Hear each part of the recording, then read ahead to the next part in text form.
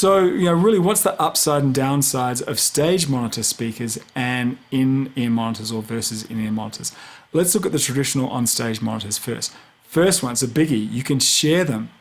I mean, a few performers can listen to a single monitor, although they'll be sharing the same mix, but a group of background vocalists come to mind.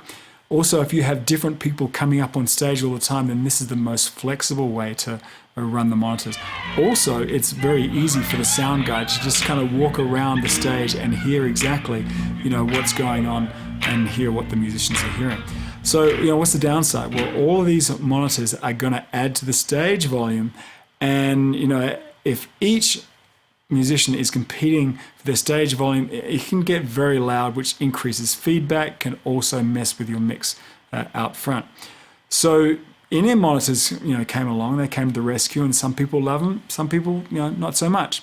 You just have to work out, with each person separately, and certainly work within your budget, because specialty in-ear monitors that have molds, specifically for an individual, they can get pricey, and because each person's ear canals are different, you've got to take different molds, and also people can kind of get grossed out about sharing their earpiece.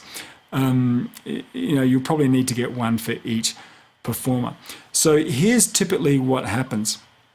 You might have a few constant performers who love their in-ear monitors, and you can justify the investment, and then just have a few stage monitors set up for players who tend to play in rotation.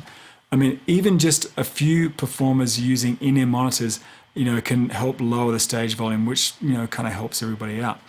Oh, by the way, I also need to mention that in-ear monitors are great for a performer who loves to move all over the stage. With a wireless belt pack, the performer's monitor mix really goes wherever they can go. They just wander around, their mix is always with them. Now, after everything we've seen, you can see that the stage is a pretty busy place.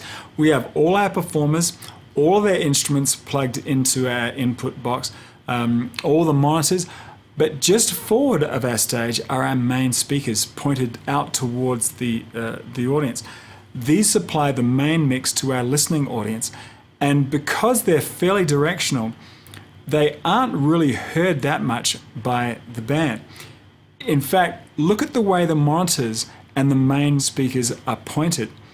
The monitors are pointed towards the band, and the main speakers are pointed out towards the audience. If all goes to plan, then both groups of people, the band and then the audience, only really hears what they're supposed to hear.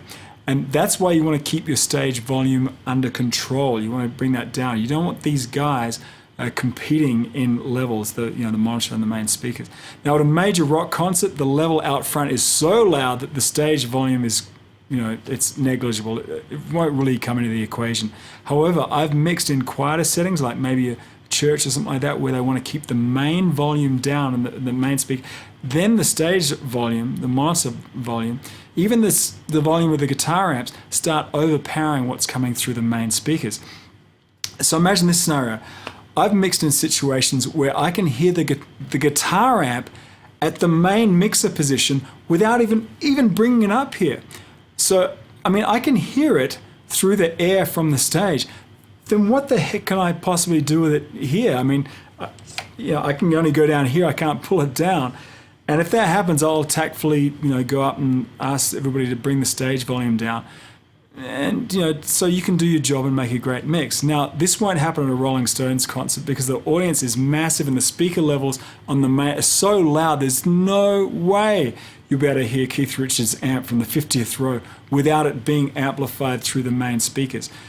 But compare that to a small, club or a church setting where you're a lot closer, and particularly when you have, instructions to keep the main speaker levels down. The ratio of the stage volume and the main volume becomes much, much more critical.